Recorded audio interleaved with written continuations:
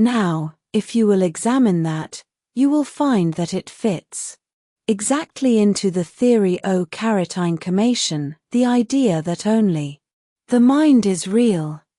And Jayot builds the soul more than deeds are only the expressions of thought, anyhow. Isis gave them the law which results from a belief in reincarnation. The theory itself was too complex for the people, so he let the emphasis go to himself, as an example of the perfect life. There is no doubt about what he taught. Only a perfect soul may enter heaven. Only Jesus was perfect. But Christianity gradually allowed people to think of Jesus as an unattainable ideal. Nobody nowadays thinks it necessary to be like Jesus in order to get to heaven. There is a river, yet he said so himself. It isn't the church's fault that people aren't good Christians, Hugh Lin said. Edgar was turning the pages of the Bible. This is the 9th chapter of John, where he heals the man blind from birth. Remember, the man was born blind. And his disciples asked him, saying, Master, who did sin, this man, or his parents, that he was born blind? Well, since he was born blind, how could his own sin have caused his blindness, unless it was committed in an other life? Doesn't that indicate that the disciples were familiar with reincarnation and the law of karma? And here's another one, in the 17th chapter of Matthew. It is after the Transfiguration, and Jesus tells the disciples not to reveal what they have seen, until the Son of Man be risen again from the dead. And his disciples asked him, saying, Why then say the scribes that Elias must first come? And Jesus answered and said unto them, Elias shall first come, and restore all things. But I say xmtou, that Elias is come already, and they knew him not, but have done unto him whatsoever they listed. Likewise shall also the Son of Man suffer of them. Then the disciples understood that he spake him to them of John the Baptist. Now, how did they understand that he was speaking of John the Baptist? Imless they understood that John the Baptist was the incarnation of Elias. All that's far-fetched, Hugh Lin said. Anybody can. Proven, by the Bible. You said that yourself. You right. Listen to this one. This is from Revelation, 13th chapter, 10th verse. He that leadeth into captivity shall go into captivity. He that idleth with thy sword must there is a river be killed with the sword. Here is the patience and the faith of the saints.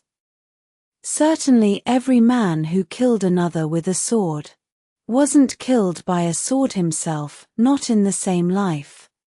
And what is the patience and faith of the saints but an understanding that surpasses man's understanding, and leaves justice to God's law? Gertrude and Miss Davis had finished the dishes. They sat down at the table and joined the discussion. I want to know why, if I was very beautiful and exotic once. I'm not that way now, Gertrude said. You are, Edgar said gallantly.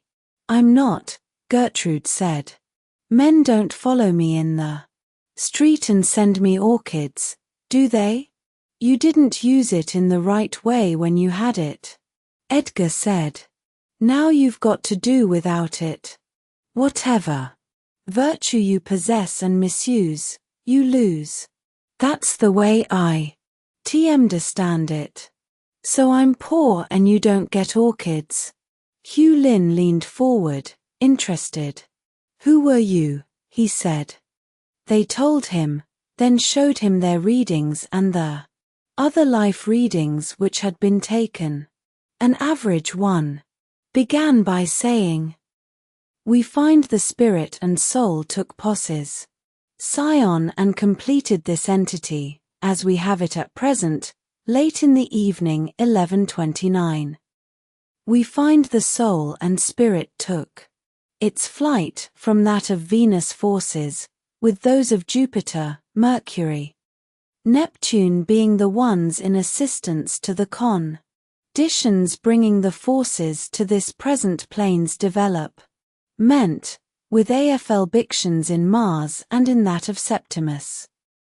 After an explanation of the astrological urges, some of the incarnations were described. It is to be understood that only that which ma be help full is given. It is also to be understood that only those former there is a river. Appearances in the Earth's plane which are now AFL affecting the entity are given. The incarnations stretched back a long way, but there was a similarity observable. All seemed concerned with the same basic problems of soul development.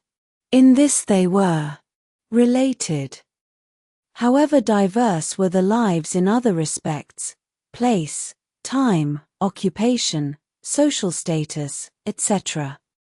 It was the task of working out these basic problems that concerned the present personality. All that had been done about them previously, one way or the other, was active in the personality.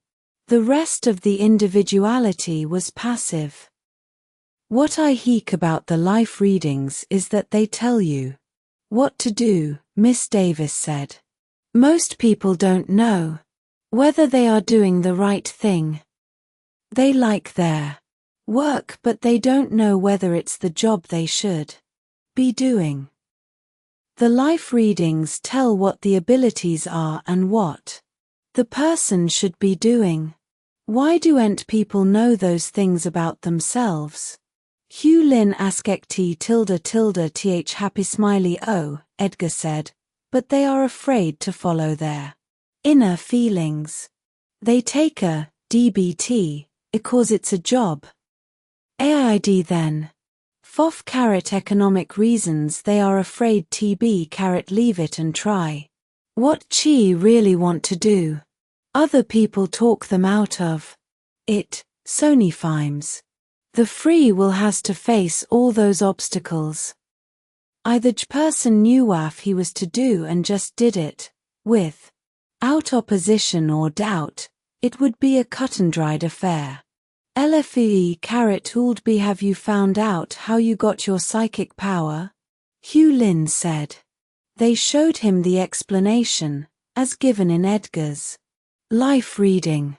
Two things were responsible for it.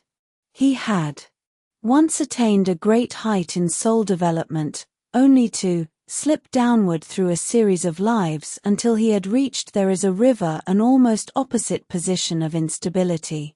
The present life was a chance to atone for some of his mistakes. It was a crucial life. He had purposely been given a great tempter. Tyon, balanced by an equal opportunity for good. DM plus or minus IG. One of his appearances he had been wounded in a battle and left on the field for dead. He lived for several days, conscious and in extreme agony. Being unable to move or help himself in any way, he had only his mind as a weapon against pain. Just before he died he succeeded in elevating his mind beyond reach of his body and its suffering, since no achievement, good or bad, is ever lost. The ability to subdue the body and its feelings became part of the pattern of his individuality. It was now being employed to present the test to the personality of Edgar Cayce. used for good. It would raise him back to a portion of the spiritual estate he once possessed. Used for selfish, material purposes, it would sink him to the lower levels of humanity. Have you got a life reading on me? Hugh Lin was interested, but he hated to show it. It sounded plausible, but it couldn't be right. And it put him beyond all legitimacy. The church wouldn't have anything to do with such stuff, and neither would the public. Just the nuts, that was. Alt Bay would have coming to them, that was a you he would have to associate with. Up to now he had been able to say that his father was a photographer. The other stuff was just a hobby experiment. Now when people asked him what his father did, he would have to say, he's a psychic medium. And he would have to say it to Yankees. They showed him his life reading. They had got it a few days before, as a sort of Christmas present. I don't understand it, he said when he had read it. If I were these people, I don't recognize myself. They weren't like me. There is a river they weren't like you, Edgar said. But you're not the same person now that you were a few days ago in Selma. You're not the same person you were a few hours ago on the train. You're not the same person you were when you sat down here to dinner a little while ago. Every time a thought goes through your head it changes your whole being. Some thoughts change you only a little, some thoughts change you a great deal. But all of them change you. Your conscious mind compares every new experience and every new thought with all the experiences and thoughts of a related nature which you have had in this life. Yom. Subconscious mind, the soul mind, compares every new experience and thought with every related experience and thought you have had in all your haves. And beyond that, the superconscious mind, the awareness of your spirit, compares every new experience and thought with truth, the law itself. But what you are going to experience and think is affected by what you have already experienced and thought. For instance, you experience something. Your conscious mind makes its comparison and judgment. Your subconscious mind makes its comparison and judgment. Your superconscious mind makes its comparison and judgment.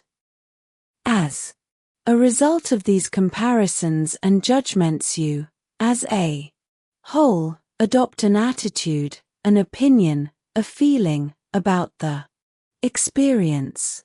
It may take a little time. For a few days the judgment of your conscious mind will be uppermost. Then after what you call reflection, a more reasonable, long-range opinion is adopted. And finally, after a period of understanding, a wise, detached, universal opinion prevails. But that's not the end, either. All your future experiences, there is a river. And thoughts which are related to this experience influence your attitude toward it, your opinion. So, while your past is continually influencing you, you are continually influencing your past.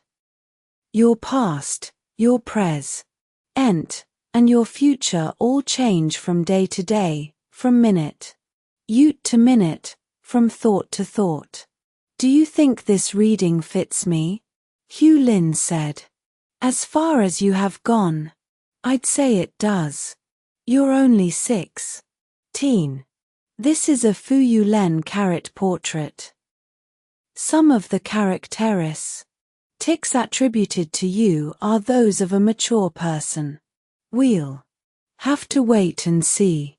I know that mine fits me, he added. It certainly does, Gertrude said. The discussion lasted until past midnight. Next day it was resumed.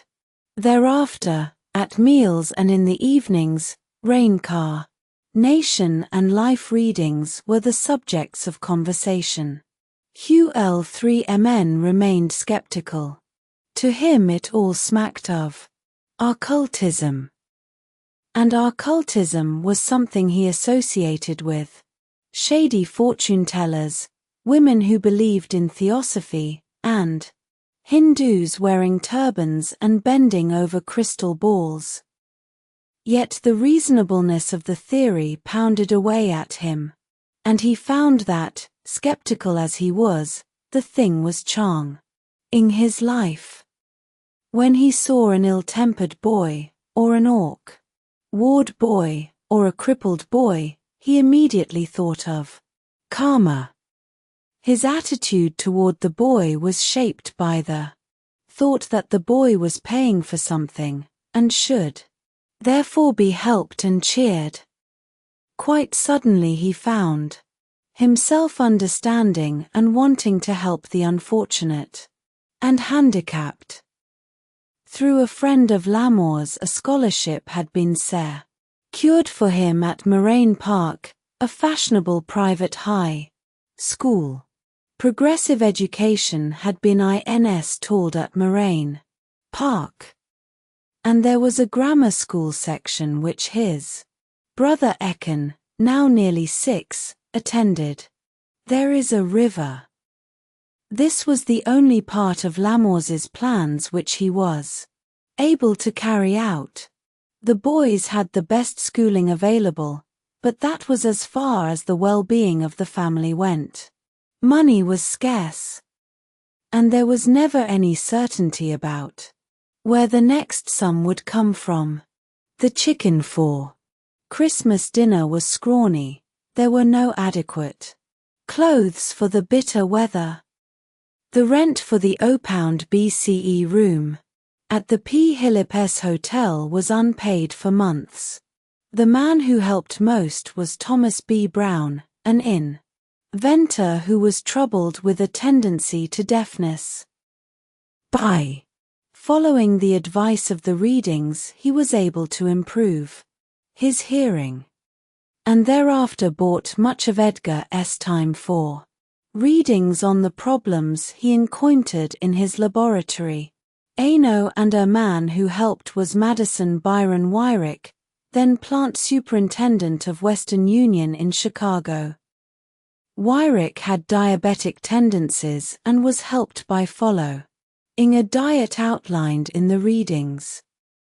In this diet, as in every one ever outlined for a diabetic, IB readings stressed Jerusalem artichokes, a natural source of insulin.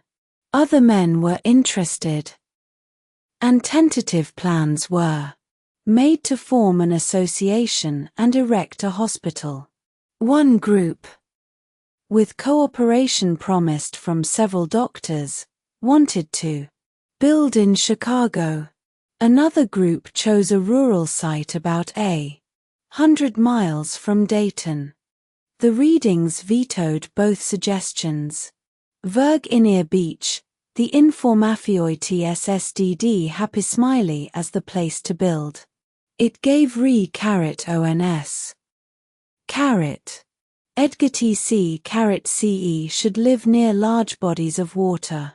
It was best for his health and for his psychic abilities. Lee was also best for PSYC hick work of any land to be carried on near. Wait It was biz that people, coming for readings, trade a vestwater to get them. It would put th in the right 6. BIA Sun and help AEM to cooperate in the eroerament. The attitude auth person as G for die reading was of eat importance.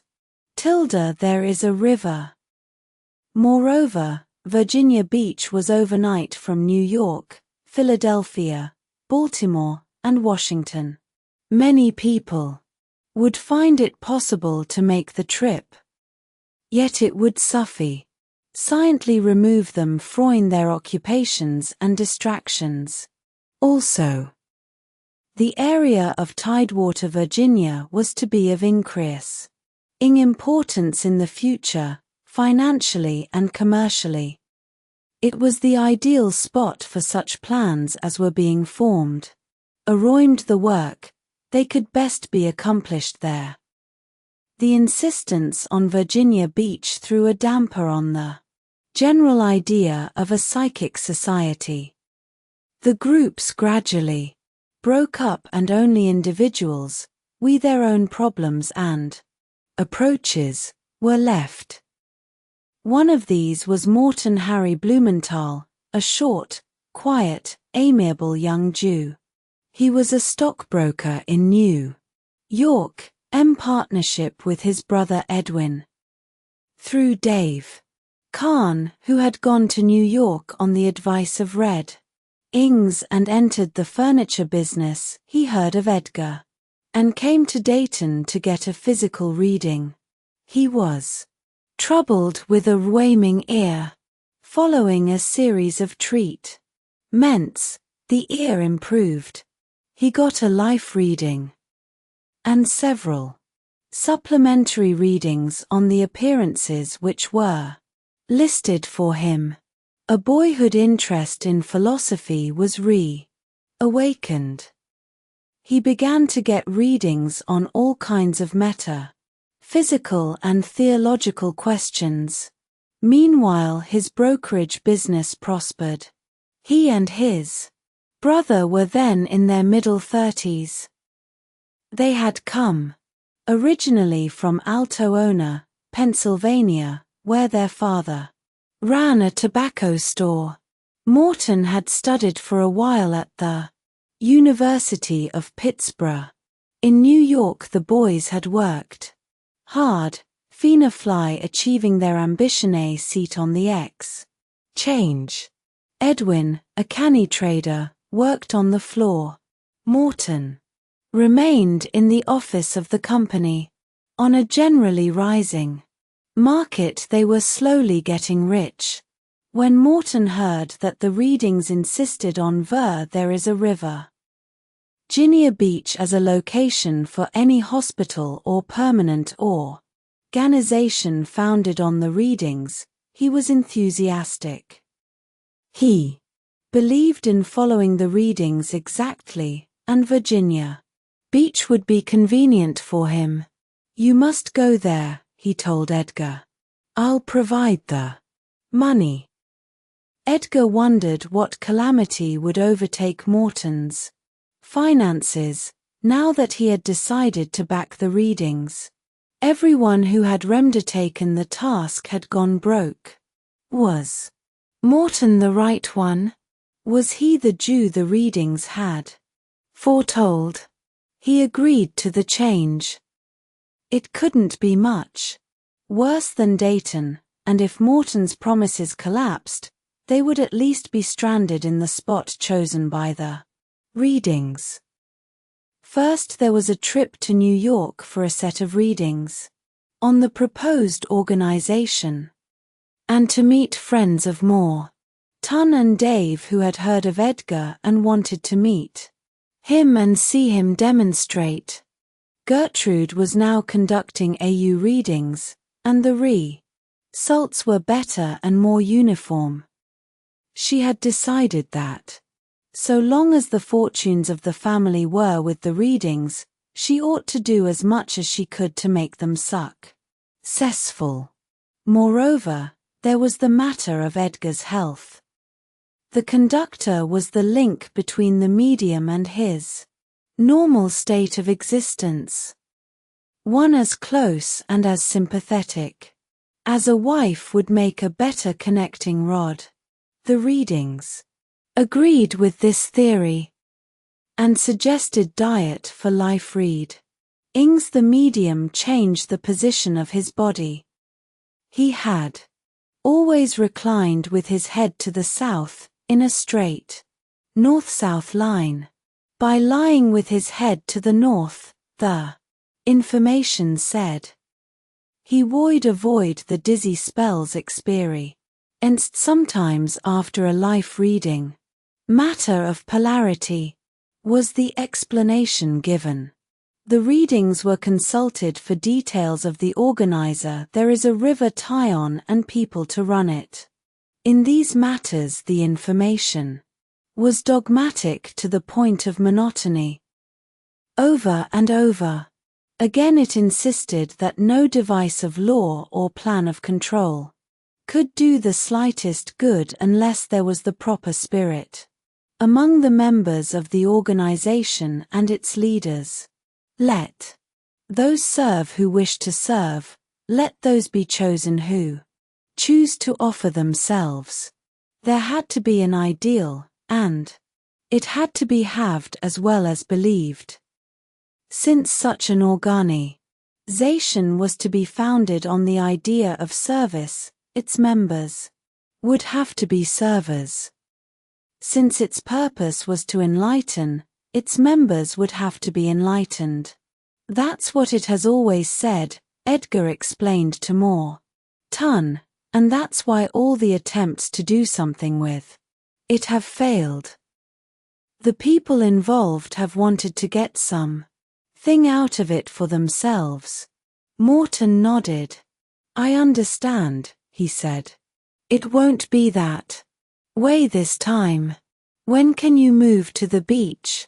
I've emmed a house for you there. If you like it, I'll buy it for you. Yes, it's on 30 FFTH Street. The number is 115. You'd better write it down, and you'd better hurry if you want to get there for any of the season. August is nearly over. Edgar didn't hear the last part. He went to find Gertrude. She sat down suddenly when he told her the news. A house of our own that's bought and paid for, she said. It's too much. Let's hurry and go down there, Hugh Lin said. Gee. For it's too late to swim. It won't be so cold there in the winter, Miss Davis, who had become Gladys to the family, said. T. Hay stepped off the bus into a howling northeast storm that had whipped the sea to a white fury and transformed the road on which they stood into a trough of brown mud. Slowly they trudged up 30 JBFTH Street, raising their faces into the rain to look for their new home. It stood on a sand hill on the south side of the street, staring at empty lots and, beyond them, where the coast turned inward, at the ocean. There was no walk leading to it, no driveway. The lights had been blown out by the storm. Edgar made a tour of inspection and reported that there was no furnace. It was a summer residence, with a fireplace. 4 chilly nights. The storm lasted 3 days. When it ended they went out to examine Virginia Beach. It was a forlorn sight. Down by the ocean the old boardwalk, ravaged by storms, had been entirely dismantled, its wreckage strewed the sand. A new concrete seawall was to be erected, but construction had not begun. There is a river.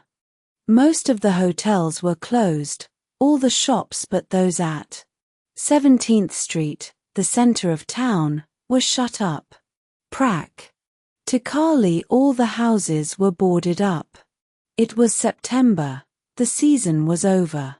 The homes of the permanent residents were widely scattered, each one tucked away in a cluster of silent summer homes. There were no neighbors within 3 blocks of 35th Street.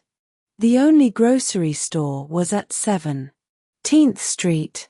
There was a delivery once a day, maybe. After they were settled, they spent their evenings by the fireplace holding impromptu debates. The subject was always the same. Why did the readings send us to Virginia Beach?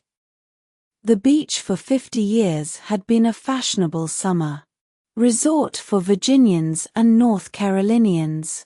It had grown slowly, changed little, until the 1920s. Now it was experiencing a boom created by the motorcar.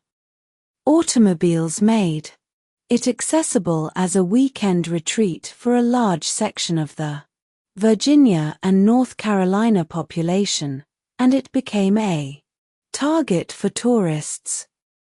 It was also practical as a suburban area for Norfolk residents, some of whom were building year-round homes. A gigantic hotel, the Cavalier, was about to be built, and with it as a nucleus the local Chamber of Commerce planned to make a bid for the New York trade. The Cavalier laid out 2 golf courses, set up a riding academy, and fostered an exclusive dancing and supper club. All this was just beginning. They could see the foundations of the Cavalier being erected. They walked along the ocean and watched construction of the sea wall. They read the Virginia Beach News, a weekly of sales of land and permits for building. But they knew no one. Clyde had no neighbors, and time was heavy on their hands. The ocean was their best friend. One day Gertrude, wandering through the dunes across there is a river the street, came upon a heap of bricks, apparently discarded. Joyfully the whole family set to work, carted the bricks to the house, and built a walk. The delivery boy for the grocery store reported the event to his employer, and there was quite a bit of talk around town about the enterprising Yankees on 35th Street who are building their own walk. Most of the readings were for Morton. He got them on every subject, and on every aspect of the subjects. He sent long letters describing his reactions to the answers given his questions, and asked questions on these reactions. His enthusiasm freshened daily. He took courses in philosophy at night, and the problems raised by his studies were presented to the readings. His thoughts, his dreams, his feelings, his hunches, his plans, all were presented for analysis. He telephoned once, sometimes twice, a day. He came to the beach whenever he could. Morton worked hard to build his philosophy into a complete system. The complexity of the problems he sought to solve was his chief difficulty. Sometimes the questions were answered, but he did not understand the answers. Sometimes he was told that the answer was beyond human comprehension. Often he was told eat unless he incorporated the truths he was discovering into his personality, and lived them. They would do him more harm than good. Once when he was told that Arcturus is the next stop for souls leaving the solar system, and that this star represents the point of choice for the soul's next adventure, he asked, what was the state of the soul's evolution when it was able to reach Arcturus? This may not be given, was the answer. He began to write a book to be called Heaven on Earth. It began, the soul of man cries out for peace. The spirit protests, our A's and G each experience to emotional heights, from which there is a river. Sensuous ecstasy we must inevitably fall into the opposite. Depths of disillusionment and disappointment. Excitement, but not real or lasting happiness, results from a so-called thrill. A sensation may not be drawn out to become permanent, or, in other words, happiness is not to be found by having the present moment as though it would last eternally. It was a bleak winter. There was nothing to do but give readings for Morton, huddle around the fireplace, or walk along the beach and through the dunes. Hugh Lynn attended a business school in Norfolk, and was gone all day. Ekin went to the local public school. Spring came early, and Edgar got to work. He laid out a garden and built a chicken house. He planted a lawn, and made flower boxes for the porch.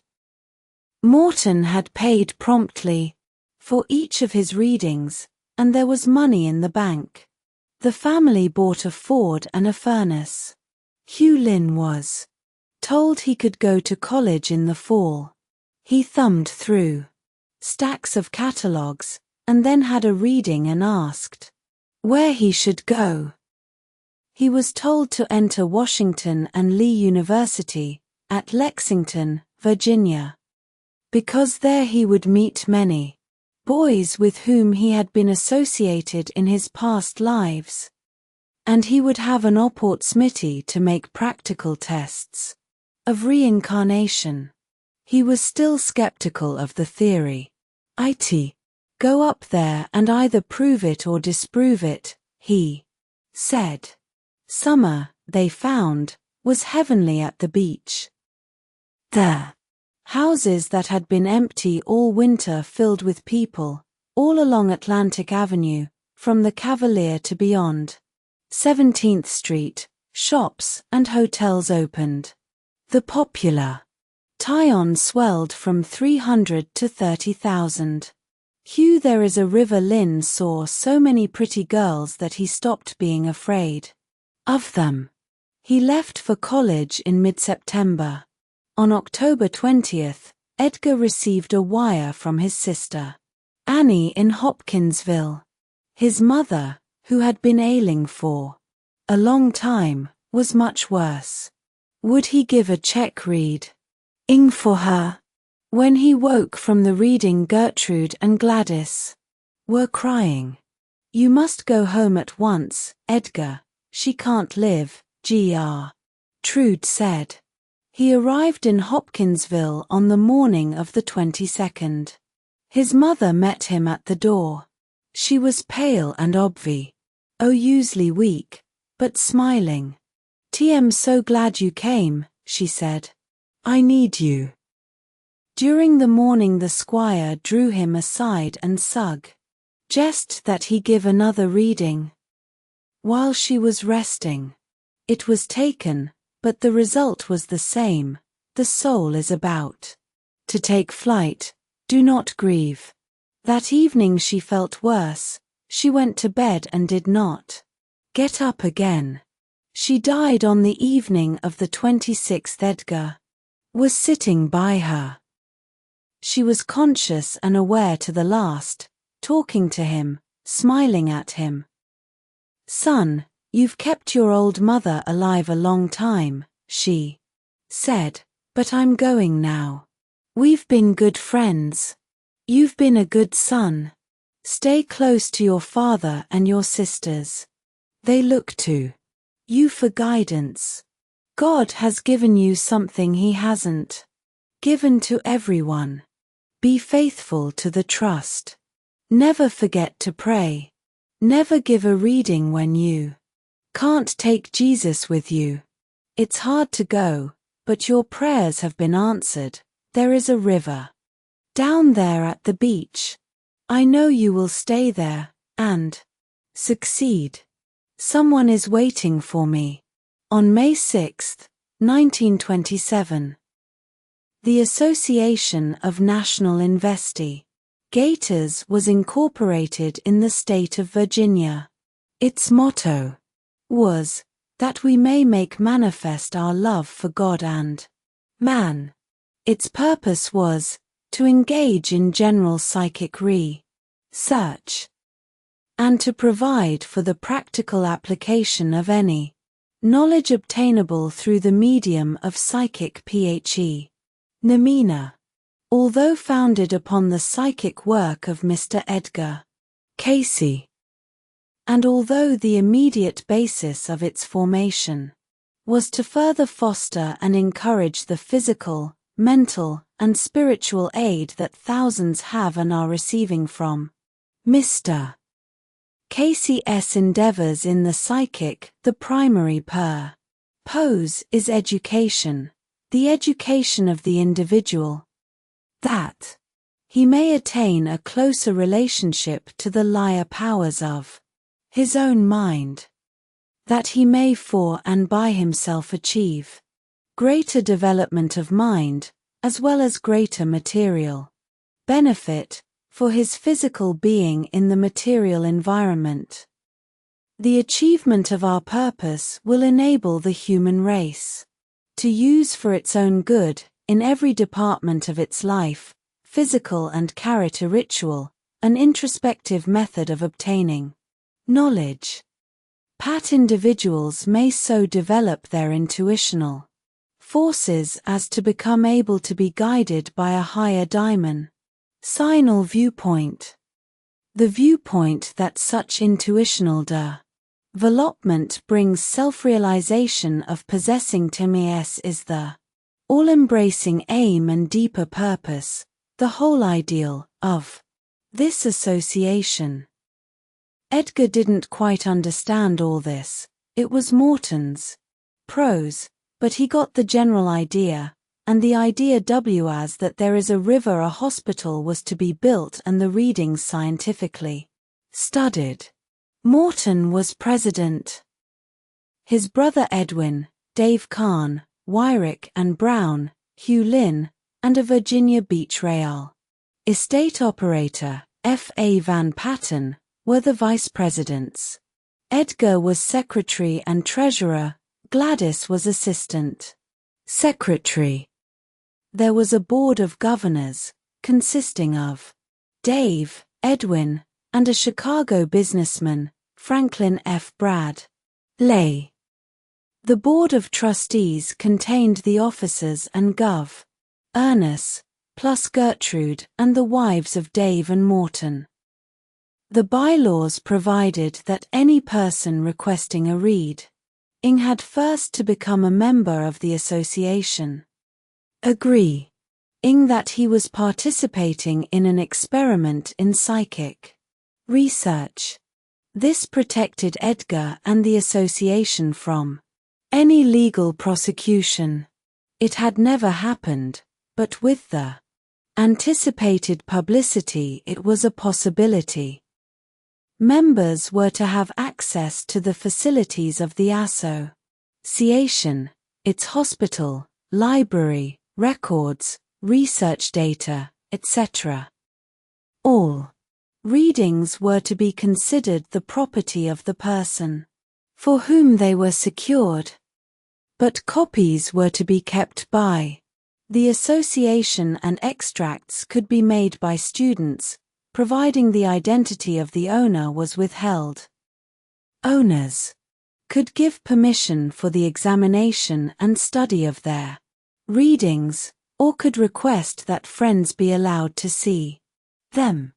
The life readings were to be especially guarded, as they were considered more personal and revealing than physical diagnoses. "Nobody is interested in your kidneys," Edgar observed, "but everyone is interested in your past lives."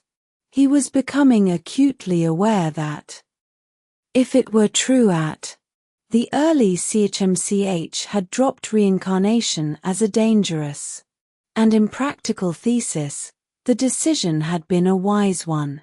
There is a river people almost invariably got the wrong idea about their life readings. If a man were told that he had once, as another person, been rich and powerful, He was inclined to be content with his present mediocrity and regard his past as an inheritance he had just come into. If a woman were told that she had once been glamorous and irresistible, she was inclined to relax smugly, overlooking her present obesity and lack of charm. Edgar found it difficult to point out to these people that such records were evidence that the soul was on the down grade. The life reading was a balance sheet, and if an asset once possessed was missing, it was something to be alarmed about. Most souls possessed greater virtue in their earlier lives than at present anyhow, but this virtue was through grace.